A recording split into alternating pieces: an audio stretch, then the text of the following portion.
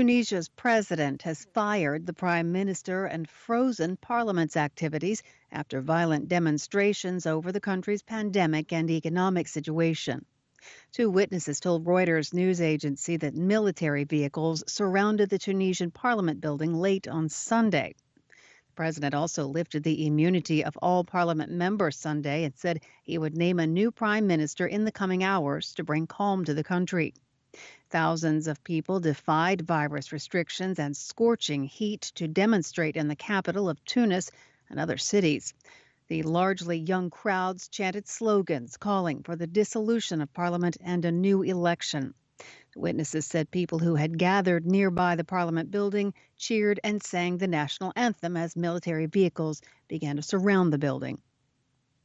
The U.S. top infectious disease expert says the United States is in an unnecessary predicament of soaring COVID-19 cases fueled by unvaccinated Americans and the dangerous Delta variant. Dr. Anthony Fauci told CNN on Sunday the U.S. is going in the wrong direction, and he described himself as very frustrated with rising infection rates. He says recommending that the vaccinated wear masks is under active consideration by the government's leading public health officials. Fauci also suggested booster shots may be suggested for people with suppressed immune systems who have been vaccinated.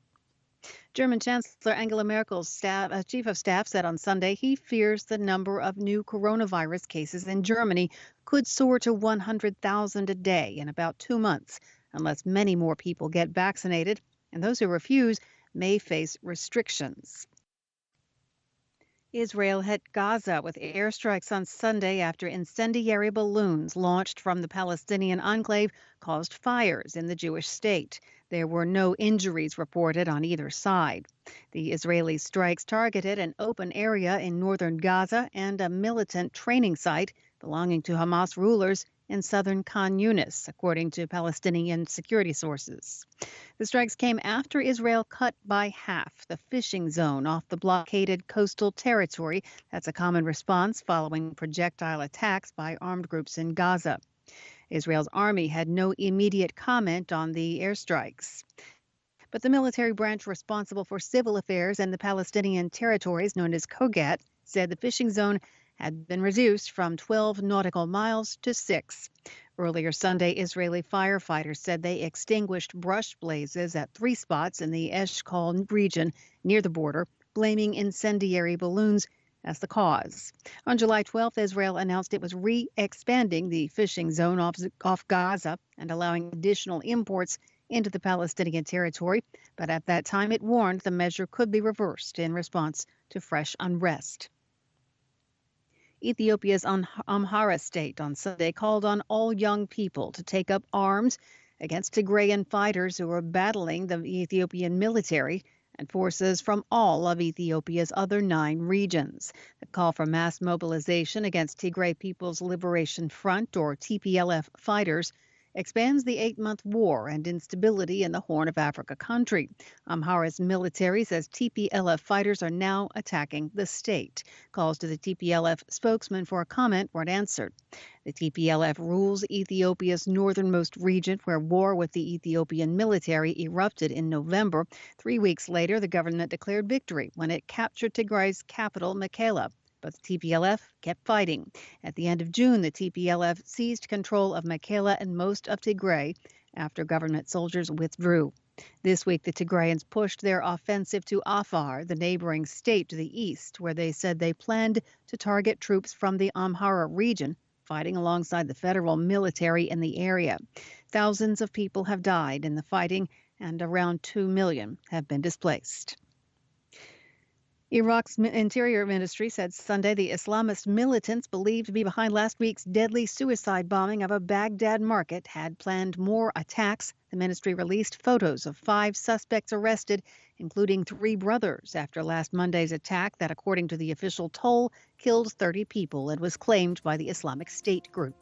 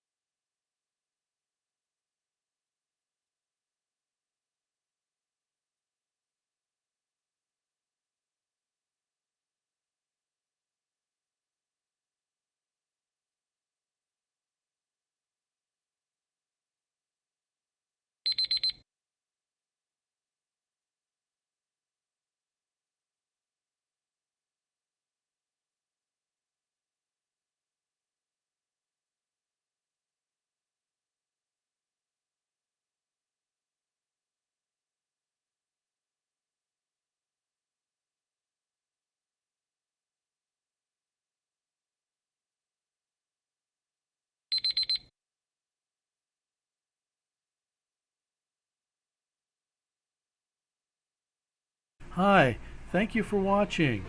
I hope the videos are useful for you. Please subscribe to my channel using the button below.